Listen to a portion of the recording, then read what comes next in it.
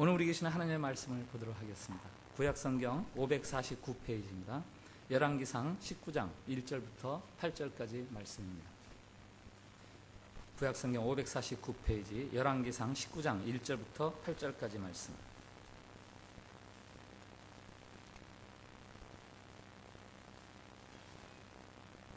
봉독할 때에 살아계신 우리 하나님의 음성으로 들으시기 바랍니다. 아합이 엘리야가 행한 모든 일과 그가 어떻게 모든 선지자를 칼로 죽였는지를 이세벨에게 말하니 이세벨이 사신을 엘리야에게 보내어 이르되 내가 내일 이맘때에는 반드시 내 생명을 저 사람들 중에 한 사람의 생명과 같게 하리라. 그렇게 하지 아니하면 신들이 내게 벌 위에 벌을 내림이 마땅하니라 한지라.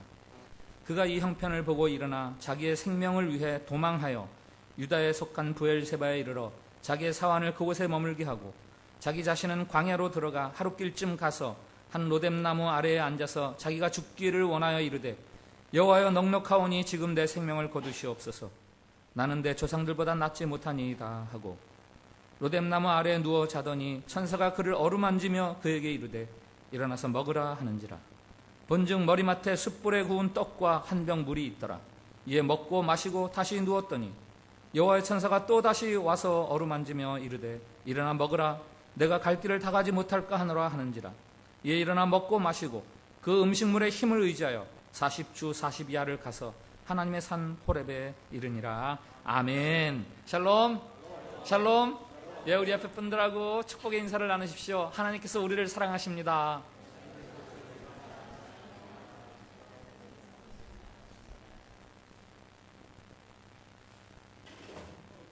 예. 과격하게 인사하시네요. 예. 한국에 있는 동안에 소나기라는 TV 프로를 보았습니다. 그 프로그램을 보고 나서 왜 이 프로그램 이름이 소나기인가를 알게 되었어요. 답답한 각박한 현대 생활을 살아가는 사람들에게 여름에 더운데 소나기 쫙 내리면 시원함을 느끼는 것처럼 그 프로를 통해서 좀 시원함을 느껴라. 그래서 프로그램 이름이 소나기인 것 같고, 그 프로를 진행하는 사람은 김창옥 교수, 혹시 아시는지 모르겠어요.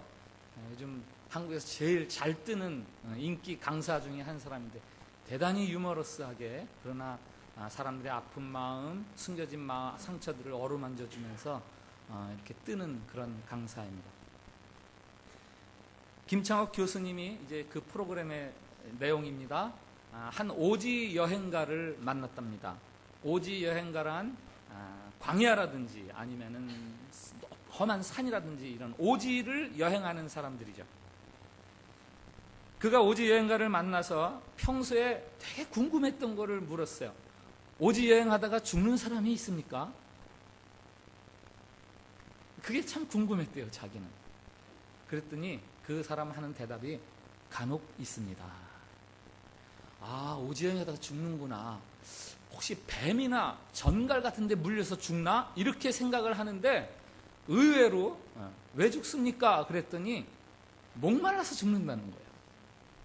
그런데 간혹 가다가 그 목말라서 오지에서 죽은 사람들 중에서 수통, 물통을 휴대하고 있는데 물통에 물이 남아있답니다. 그런데 목말라 죽는다는 거예요.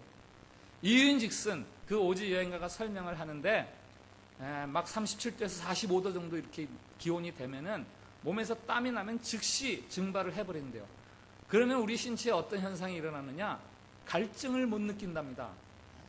몸에는 물이 필요한데 갈증을 못 느껴서 물이 있는데도 물을 안 마시고, 그러다 보니까 탈진해서 죽는다는 거예요.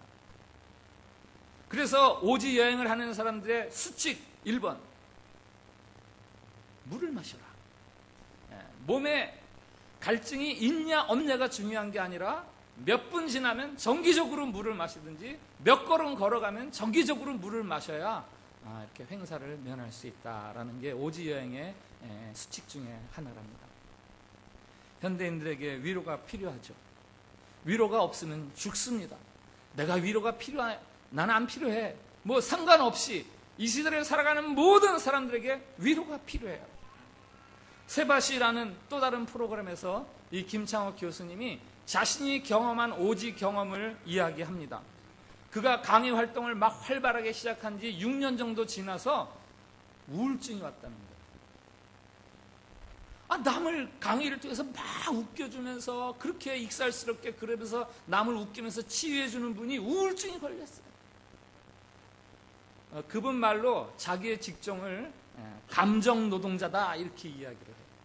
육체 노동자가 있고 정신 노동자가 있다. 우리가 그렇게 이야기를 하는데, 감정 노동자는 어떤 사람이냐?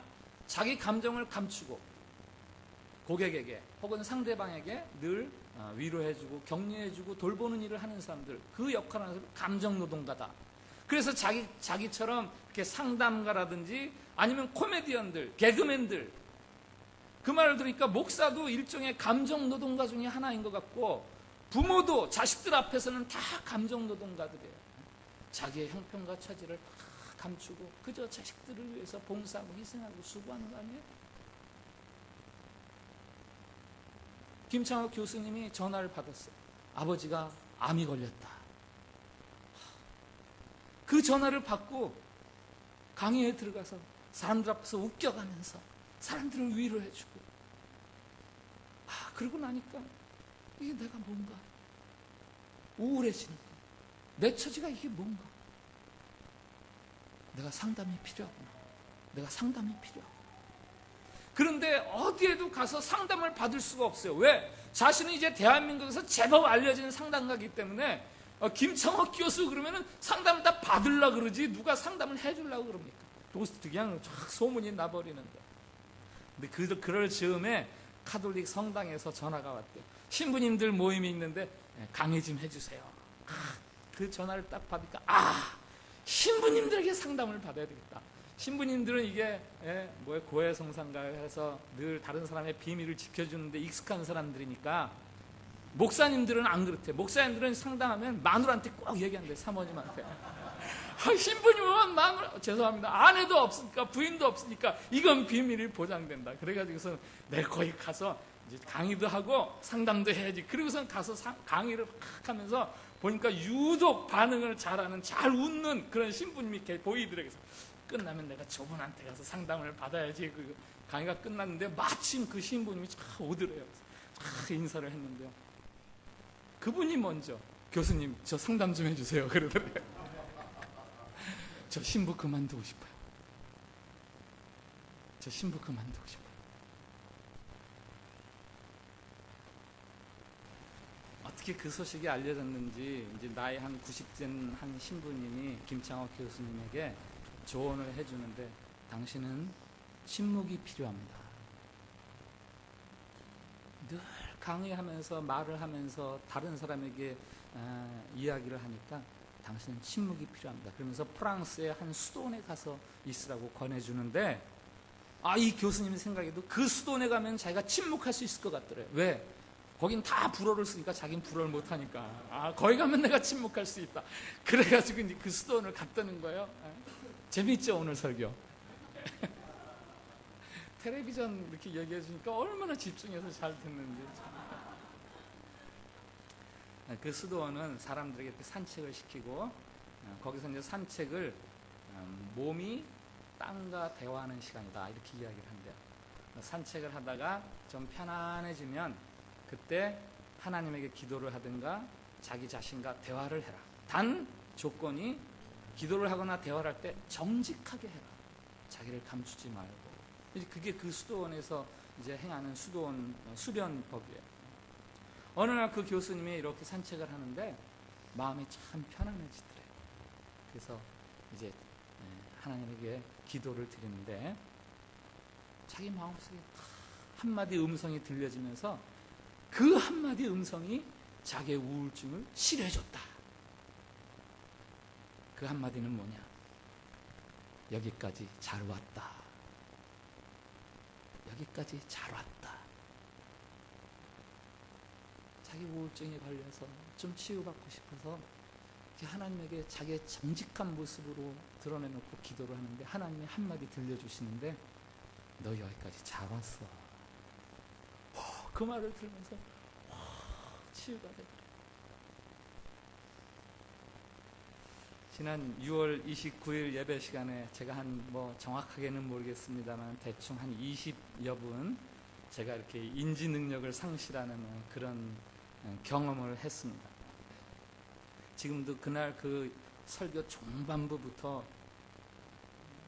동영상 설교 홈페이지에서 보니까 전혀 이상이 없더라고요. 근데 사실은 설교 마지막 부분부터 기도하는 거 다 기억이 없어요. 사실은 성찬식 하는 거 전혀 제가 어떻게 했는지 기억이 없고. 그런데 그날 이제 병원에 입원해서 어느 순간인가 하나님께서 저에게 분명한 그림을 하나 보여주셨어요. 아주 우아한, 아주 고급스러운 그런 그 궁정 안의 홀입니다. 붉은색, 주황색, 뭐 그런 색깔로 지금도 선명해요. 근데 거기에 관이 하나 있어요. 그 안에, 그 관 안에 들어가야 될 사람이 박윤길이라는 거예요. 저라는 거예요. 기분 나쁘시죠? 여러분 기분 안 나쁘세요? 남이니까. 근데 그 관이 그저 보통 관이 아니라 보통 검게 해서 이렇게 직육면 상자로 이렇게 만든 관이 아니라 왜 부인들이 보석을 모아두는 보석함 예쁜 거 있지 않습니까? 그런 보석함이 관 사이즈로 쫙 누워있고 그 안에 제가 들어가야 된다는 거예요. 제가 그 그림을 딱 보면서 너무너무 감사했어요. 너무너무 감사했어요. 왜? 보물상자 안에 내가 들어가야 된다 그러면은 내가 뭐예요? 내가 보물이라는 거잖아요. 그래서 제가 그날 병원에서 입원해서 그 다음날 새벽에 페이스북에다가 제가 그 장면을 결코 잊고 싶지가 않아서 너무 감사해서 제가 글을 썼어요. 보았다. 아니 보여주셨다. 커다란 찬란히 빛나는 보물상자. 그 안에 들어갈 보물은 나다. 할렐루야. 그려놓고 싶어라. 내가 들어갈 보물상자. 제가 그 장면을 놓치고 싶지 않아서 페이스북에다 썼더니 아내하고 아들이 이게 뭐야? 이거 좀 지워버려. 그래서 제가 비공개로, 전 그런 것도 몰랐었는데 아들이 가르쳐 주더라고요. 다른 사람은 못 보고 아버지만 볼 수 있는 게 있어. 그러면서 비공개로 하라 해서 비공개로 지금 제 페이스북에 히스토리로 남아있어요. 근데요, 제가 나중에야 하나님께서 왜 그 그림을 저에게 보여주셨는지 나중에야 깨달았어요. 인지 능력을 상실하고 중요한 시점에 목회 현장을 떠나 있는 그 목사의 심정, 혹시 여러분들 상상할 수 있으십니까? 목사로서 혹이라도 자괴감에 빠지고 시리에 빠져 있을까봐 하나님께서 미리 저를 절망하지 말라고, 좌절하지 말라고, 너는 보물이라고 저를 격려해 주시려고 그 그림을 저에게 보여주신 거예요. 서울에서 병원에서 이제 인지능력 테스트를 합니다. 근데 그 테스트 받는 것 자체가 사실 좀 부끄럽더라고요. 왜냐면 그게 이렇게 치매 걸린 노인들이 치매가 어느 정도 진행됐나 그거를 이제 테스트하는 테스트인데, 젊은 여의사가 제 앞에 앉아가지고요 저를 테스트하는데 그래요. 100 빼기 3은 얼마예요? 이거 97이요. 거기서 또 3 빼면 얼마예요? 94요. 거기서 또 3 빼면 얼마예요? 91이요. 세상에, 아니 내가 그런 테스트를 받아야 되는 거예요? 그런데요, 이 테스트를 쭉 받다 보니까 제가 좀 이상하다는 게 느껴지더라고요. 나중에 그래요. 저한테 슈퍼마켓에서 살 수 있는 물건 좀 한번 얘기해 보세요.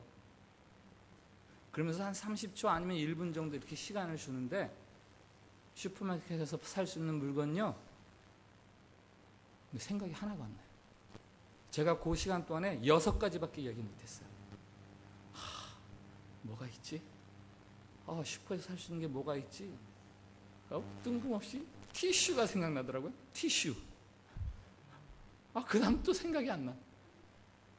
그러다가 제가 늘 먹는 음식 중에 김하고 오이가 떠나질 않아요. 저희 식탁에는. 김, 오이 커플로 이야기하고. 그리고 또 생각이 안 나요. 한참 고민을 하는데 고기가 생각이 나더라고요. 고기. 그러니까 돼지고기, 쇠고기, 닭고기. 6가지 얘기했어요. 그러니까 됐습니다 그러더라고요. 내가 이 정도 수준밖에 안 되나? 다른 때 같았으면요, 자기 자신에 대해서 초라하고 비참하고, 그런데 제가 그 검사를 하면서 아무렇지도 않았어요. 왜요? 하나님께서 나에게 그 그림을 보여주셨잖아요.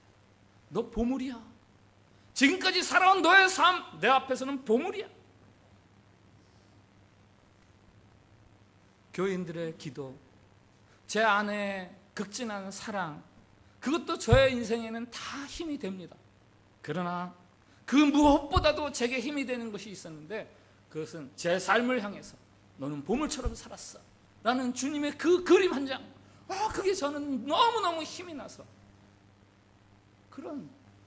그런 상황에서도 좌절되지 않고 실망되지 않고 절망할 뻔했던 그 오지에서 오히려 태연하게 쉼을 누리다가 돌아왔습니다. 성경에도 오지를 경험한 여러 사람들의 이야기가 있죠. 구약의 선지자 에레미야가 그 중에 한 사람입니다. 에레미야 11장에 보면은 에레미야가 고향 사람들한테서, 친척들한테서 막 미움을 받아요. 아나돗 사람들한테서. 왜? 에레미야가 계속 하나님의 말씀을 증언하는데, 당신들 잘못했다, 그렇게 살면 안 된다, 하나님에게로 돌아와라, 계속 이런 이야기를 하니까 좋은 소리도 자꾸 들으면 좀 실증나는데, 이건 나를 막 잘못했다는 이야기를 자꾸 하니까 주변 사람들이 예레미야를 미워하는 거예요. 핍박하고. 그때 예레미야가 하나님 앞에 그런 기도를 드려요. 하나님, 악한 저들을 벌해 주십시오. 하나님, 악한 저들에게 벌을 내려 주십시오. 하나님은 의로우신 분이시잖아요. 정직한 기도죠. 정직한 기도. 그렇게 기도하는 예레미야에게 하나님이 응답을 들려주시는데, 뭐라고 들려주시느냐? 제가 쉬운 성경으로 예레미야서 12장 5절 6절을 읽어드리겠습니다. 내가 사람들과 더불어 달릴 때 지친다면 어떻게 말들과 경주할 수 있겠느냐? 내가 안전한 땅에서 걸려 넘어졌다면 요단강가의 짙은 덤불 속에서는 어떻게 되겠느냐? 심지어는 내 형제들과 내 친척까지도 너를 속이고 너를 향해 소리를 질렀다. 그들이 내게 좋은 말을 하더라도 너는 그들을 믿지 말아라. 예레미야에게 들려주시는 이 주님의, 이 하나님의 말씀이 뭡니까? 살다 보면은 말하고 경주해야 되는 것 같은, 요단강에 넘치는 물을 건너야 되는 것 같은 그런 형편들도 얼마든지 일어난다. 좋은 때도 있지만 그러나 어려운 때도 있다. 그러니까 사람들 말 때문에 자꾸 이렇게 저렇게 그렇게 네가 흔들리지 않았으면 좋겠다라는 거죠. 환경이 흔들리지 말아라. 사람들 말 때문에 흔들리지 말아라. 그 다음 말이 생략이 됐는데, 그럼 그 다음 말은 뭐예요? 그러면 하나님만 바라봐라라는 거죠. 하나님만. 하나님이 너를 어떻게 평가하시는가, 그것만 바라봐라. 찬송가 292장, 주 없이 살 수 없네. 그 찬송가 다 아시죠? 1절이 그렇게 돼요. 주 없이 살 수 없네, 죄인의 구주여. 그 귀한 보배 피로 날 구속하소서. 구주의 사랑으로 흘리신 보혈이 내 소망, 나의 위로, 내 영광 됩니다. 주님, 나는 주님 없이는 살 수 없어. 주님이 나를 위해서 흘리신 그 보배로운 피, 그 사랑, 그 은혜만이 내 삶의 힘이요 소망이요 영광입니다.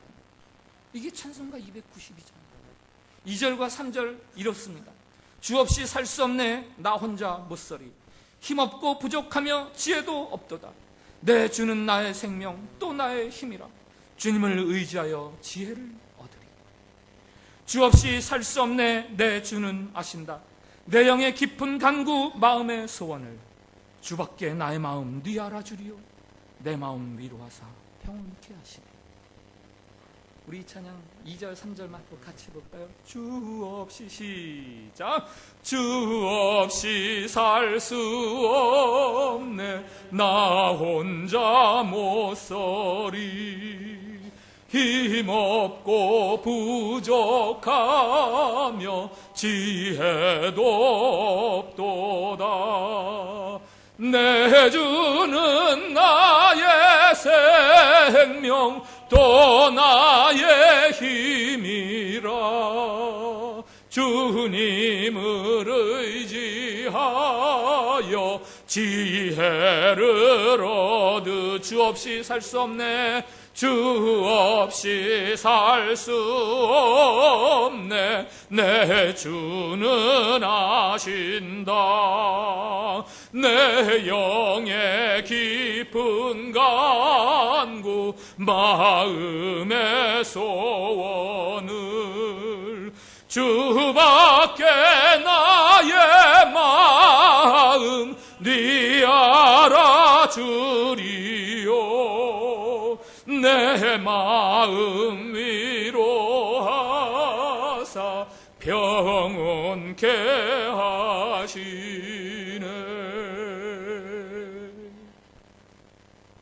여러분, 인생은요 오지 경험이 반드시 있는 거예요. 그렇죠? 인생을 절망하게 하고 좌절하게 하는 숱한 이유들 우리들에게는 언제나 따라붙습니다. 자신의 무지함, 자신의 연약함, 육신의 병들고 쇠약해져감, 혹은 통증, 아픔, 고통, 어려운 처지, 불투명한 미래 때문에 생기는 난감함, 이런 것들로 인해서 지금 오지 한가운데에 서 있는 것 같은 그런 분들 혹시 여러분들 가운데 계십니까? 계시겠죠. 그때 어떻게 위로를 받을 수 있습니까? 여러분을 향한, 여러분을 부르시고 여러분을 세우시고 여러분을 끝까지 인도하실 그 하나님의 사랑, 전지전능하신 분이 여러분들을 그렇게 아껴가시고 보물이라고 여겨주시는 그것을 바라보시면서 여러분들이 이 오지를 견뎌가셔야 되는 거예요. 예수님의 제자들도 오지 경험이 있었어요. 그렇죠? 잘 아시죠? 부모도 버리고 직업도 버리고 고향도 버리고, 오, 이분이 내 인생의 소망 하면서 그분을 따라다녔는데 그냥 힘없이 십자가에서 달려 죽으시는 거예요. 두려움이 엄습합니다. 실망이 몰려옵니다. 제자들이 숨기에서 닫아둔 그 다락방 문, 그건요 그들의 닫아둔 닫힌 미래, 닫힌 세계, 더 이상 열린 게 없어요. 자기들에게. 엠마오로 내려가는 두 제자는요 삶에 대한 체념을 이야기하는 거예요. 지금까지 살아왔던 삶에 대한 체념. 그때 주님이 나타나시잖아요. 제자들에게 나타나셔서 주님이 제일 먼저 하신 말씀이 뭔지 아세요? 샬롬, 샬롬. 너희들에게 평화가 있기를, 너희들이 평안하기를. 부활하신 주님의 그 샬롬 하는 그 한마디에 제자들이 그 오지를 견뎌낼 수 있는 힘, 오지를 극복하는 힘이 생기는 거예요. 부활의 주님을 만남으로 그들이 그 어려운 지경을 극복해내는 거예요. 제가 서울에서 묵었을 때, 서울에서 묵었던 데가 제 이제 막 시집간, 지난 5월달에 시집간 제 딸의 집이었어요. 그 딸 15층인가요? 15층 창밖에서 이렇게 내려오면 옆에 도림천이 쫙 흘러가는데요. 그 도림천 양 옆으로 자전거도로가, 서울은 그런 게 얼마나 잘 돼 있습니까? 자전거도로가 쫙 나 있는데요. 어느 주일날 아침에 제가 창밖으로 그것을 이렇게 쳐다보면서 이제 참빛교회에서 예배 드릴 텐데 하나님, 참빛교회 예배 시간에 은혜를 베풀어 주세요. 그러면서 얼마나 처량해요. 목사가 교회에 떠나가지고 예배 시간에 이 교회 예배도 참석 못하고, 그리고 거기 자전거를 타는 사람들이 이렇게 쳐다보는데 옛날 제 기억이 하나 탁 떠오르고, 옛날에 제가 한국에서 청년 목회할 때 힘든 때가 있었어요. 아유, 자전거나 타자. 그래서 자전거 끌고 거기서 그 도로하고 이어진 도로예요. 막 자전거를 타고 왔는데 사람이 아무도 없더라고요. 예수 부활하셨다! 자전거 타면서 저렇게 외쳤어요. 한 3번 정도. 예수 부활하셨다! 그런데요, 막 힘이 솟는데요. 이거는 운동에서 생기는 힘이 아니에요. 내 안에서 예수님의 부활을 기억할 때 부활의 주님의 영이 내 안에 다 임재하시면서 저에게 새로운 격려와 저에게 충전을 시켜주는 그 힘을 제가 경험했었는데, 지금 저 자전거 도로에 지금 그 사람들이 타고 다니고, 아, 예수님 부활하셨지.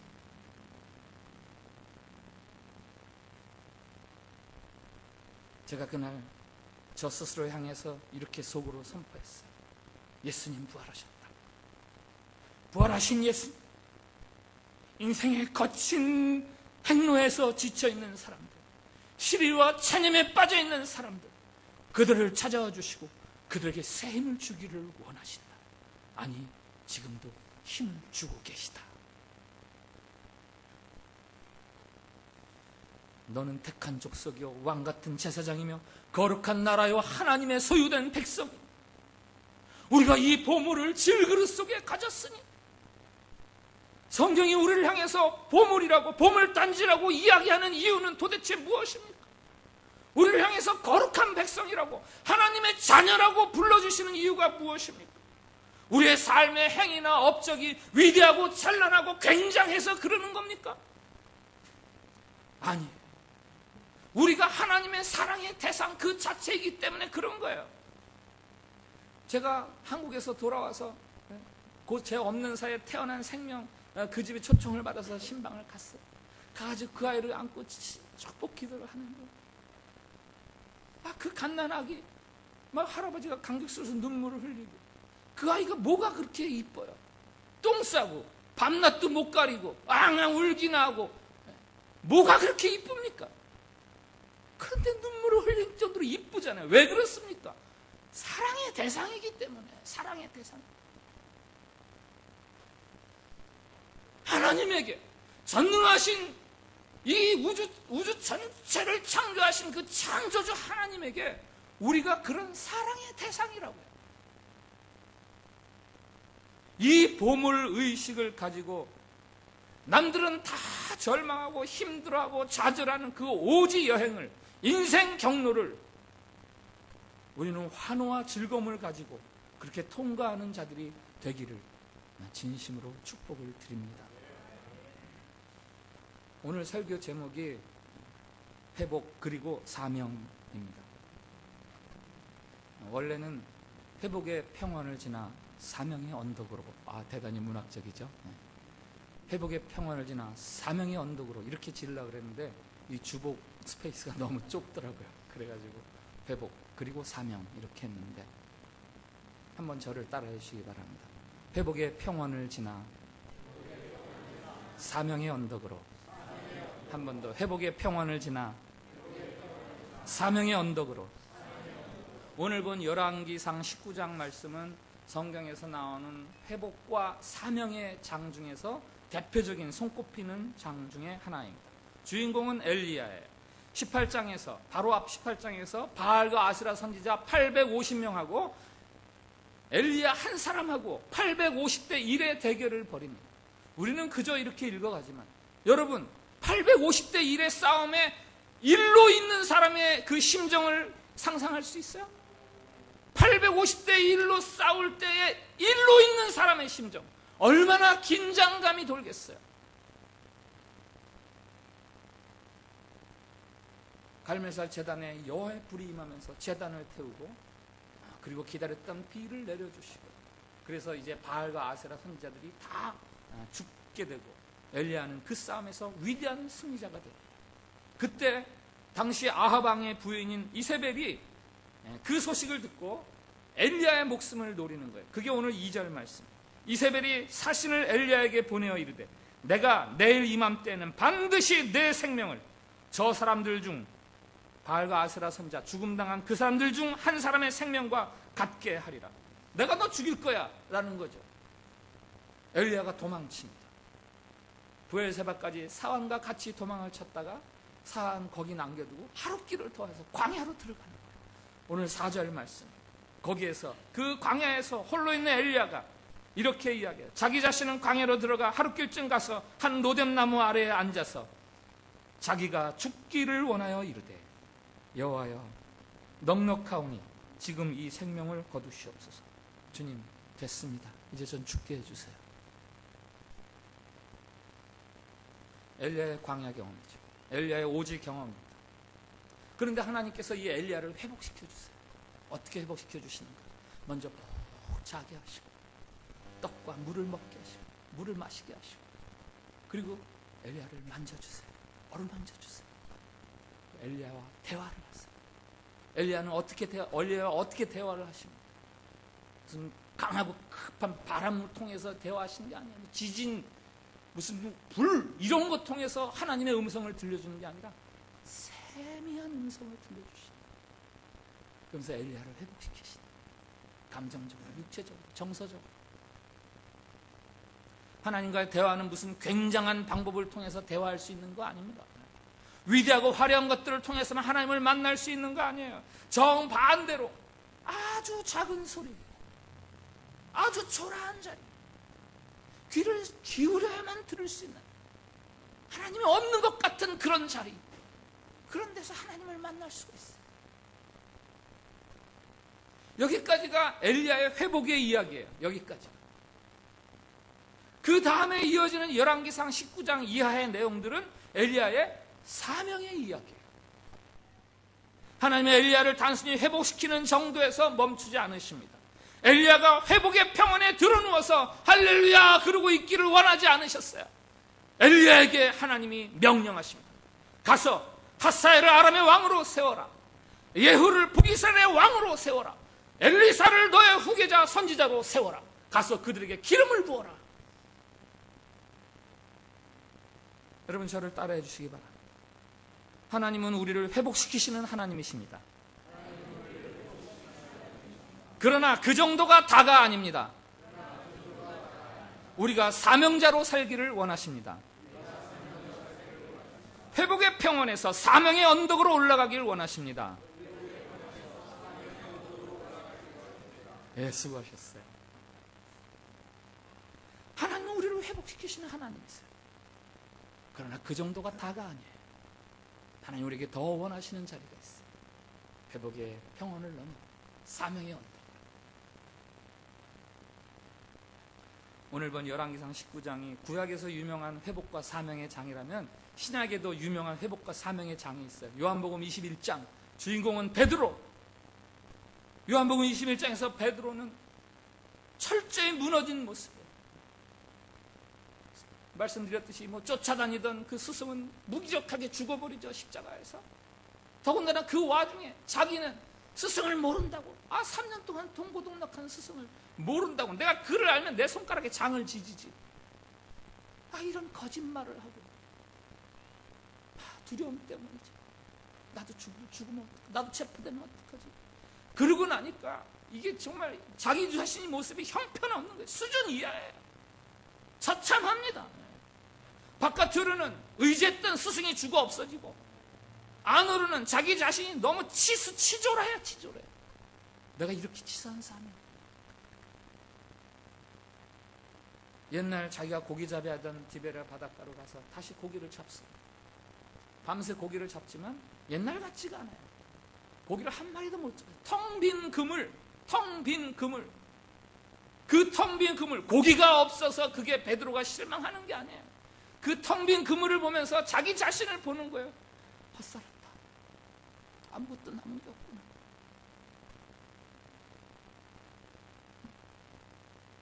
바로 그때 예수님이 찾아오시잖아요. 예수님이 찾아오시잖아요. 너에게 고기가 있느냐? 고기가 있느냐?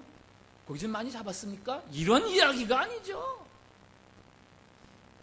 베드로의 상태에 대해서 물으시는 거예요. 고기 있느냐? 고기가 없습니다. 힘 빠져 죽겠습니다.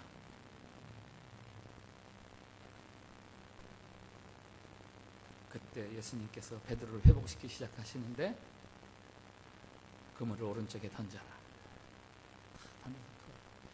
그물이 가득 차. 고기가 153마리, 153. 모나미 153이 거기서 나온 거예요.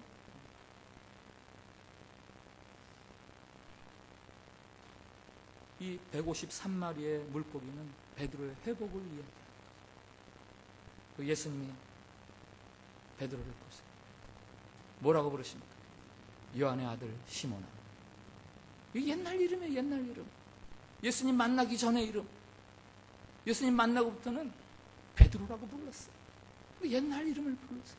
지금 베드로의 상태가 옛날 상태, 주님을 모르던 시절의 상태. 요한의 아들 시몬, 3번 부르시죠. 왜 3번 부릅니까? 3번 부인한 거를 염두에 두고 주님이 지금 그를 치유하기 시작하시는 거예요. 내가 나를 사랑하느냐? 너 나 사랑해 안 해? 따지려고 물으시는 물음이 아닙니다. 너 나를 사랑했잖아. 난 너 사랑해. 내가 나를 사랑하느냐? 베드로는 그렇게 대답하겠죠. 아니요. 난 주님 사랑한다고 말 못해. 주님이 아시잖아요. 그러나 주님은 그러시죠. 아니야, 괜찮아. 너 나 사랑해. 그리고 나도 너 사랑해. 그리고 말씀하시잖아요. 내 어린 양을 먹이라. 내 양을 치라. 내 양을 먹이라.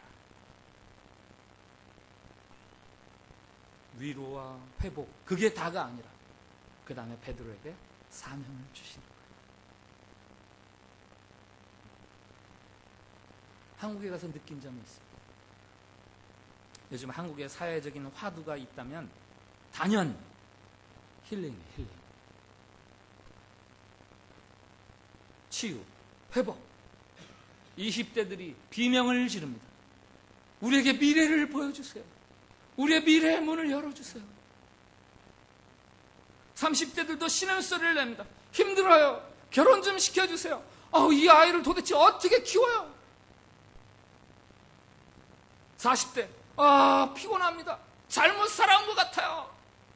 어쩌죠? 위로해 주세요. 그들은 남 앞에서 눈물을 흘릴 수도 없어요. 특별히 남자들, 40대 남자들.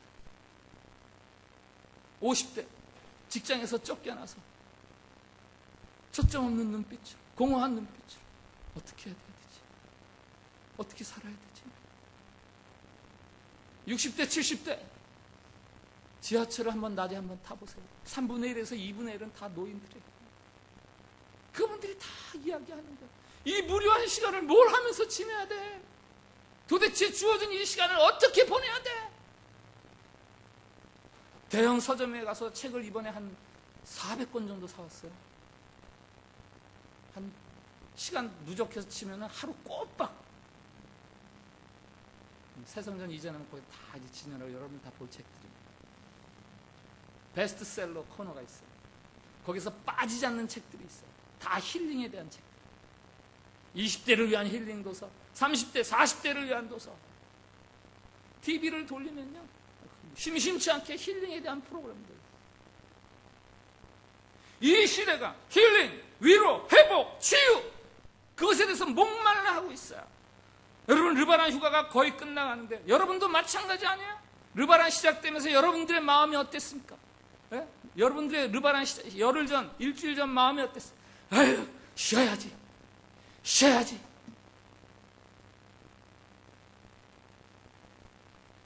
네, 힐링도 필요합니다. 그러나 하나님이 우리에게 원하시는 자리가 있다면 그것은 힐링의 자리가 아니에요. 힐링을 넘어선 사명의 자리. 한번 따라해 주세요. 힐링을 넘어서 사명으로. 위로, 이런 거 할 때 세게 해야죠, 그죠? 예? 위로를 넘어서 사명으로. 아멘? 성경에 나오는 힐링의 그 에피소드를 한번 들여다보세요. 마태복음 8장에 열병을 앓고 누워있던 베드로의 장모의 이야기, 마가복음 1장에 고침받은 문둥병 환자, 나 환자, 누가복음에 나오는 세리장 삭개오의 이야기, 요한복음의 그 사마리아 수가성의 여인의 이야기, 사도행전의 성전 미문에 앉아있는 안진뱅이, 또 사울의 이야기, 그 이야기를 한번 잘 보세요. 그건 힐링의 이야기가 아니에요. 힐링 너머의 이야기들이 거기에 담겨있어요. 바로 사명의 이야기. 거꾸로 말하면 사명을 따라 살아가면 힐링은요 그냥 되는 거예요.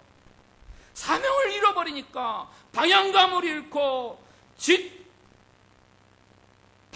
잃고 살아가니까 지치고 허무해지고 나약해지는 것이고, 사명을 가지고 똑바로 이렇게 힘있게 살아가는 사람들은 쉽게 지치지 않아요.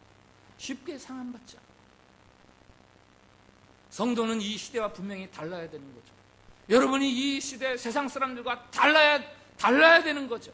이 시대는 회복을 외치지만 여러분들은 사명을 외쳐야 되는 거고, 이 시대는 회복받았다고 자랑한다면 여러분들은 사명을 위해서 산다고 자랑할 수 있어야 되는 거죠.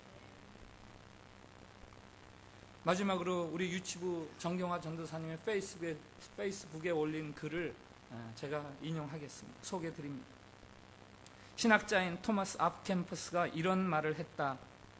하늘나라를 사랑하는 자는 많으나 예수님의 십자가를 지고 그분을 쫓아가는 자는 적다. 위안을 고대하는 자는 많으나 괴로움을 갈망하는 자는 소수에 불과하다. 그분의 잔치에 동참하려는 자는 허다하나 금식에 함께할 자는 적다. 모든 이가 그분의 즐거움에 참여하고 싶어는 하지만 그분을 위해 어떤 고난이라도 기꺼이 받으려는 자는 극히 드물다.